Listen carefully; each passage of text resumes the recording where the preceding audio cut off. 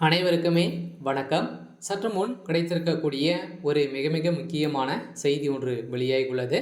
சற்று முன் வெடித்த பூகம்பம், ஸ்டாலின் அதிரடி கைது, சென்னையில் மிகப்பெரிய கலவரம், பதவி பறிப்பு, ஆளுநர் சதுரடி, இது மாதிரி செய்திகள் வெளியாகிருக்கு.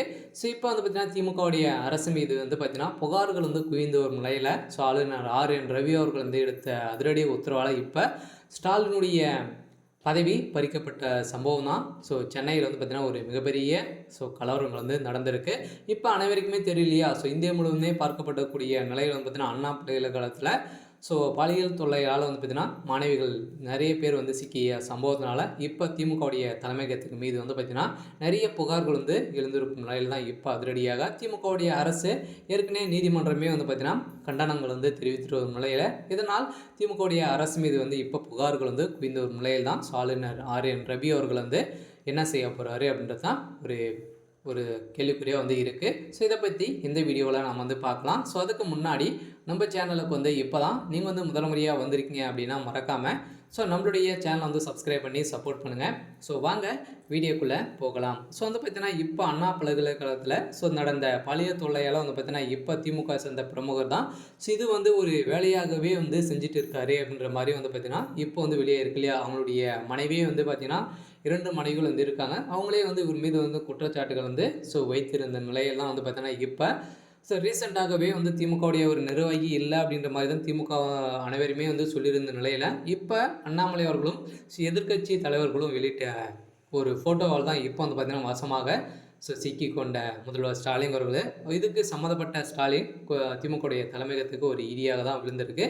இதன் அடிப்படையில் தான் சட்ட ஒழுங்கை மீறி திமுகவுடைய அரசு நடந்துட்டு இருக்குது. இது மாதிரி இதனால தான் பார்த்தீங்கன்னா ஏற்கனவே ஸ்டாலின் அவர்கள் நீதிமன்றம் கண்டனங்கள் தெரிவித்திருந்தாலும் இன்னும் இந்த அரசுக்கு சட்ட ஒழுங்கை மீறி நடந்துட்டு இருக்கு. இதனால் தான் இவருடைய பதவி தகுதியை மீறி செயல்பட்டு வராரு அப்படின்ற மாதிரி இப்போ வெளியிட்டிருக்கக்கூடிய அறிக்கையெல்லாம் இப்போ பார்த்தீங்கன்னா முதல்வர் ஸ்டாலின் அவர்களுடைய பதவி ராஜினாமா செய்த சம்பவம் அதிர்ச்சியை அளிச்சிருக்கு. இருந்தாலும் இந்த திமுக அரசு மீது புகார் மனு பார்த்தீங்கன்னா விஜய் ஆளுநர் கொடுத்த பதிலால் தான் இப்போ திமுகவிலே ஒரு மிகப்பெரிய போகம் வெடித்திருக்கு.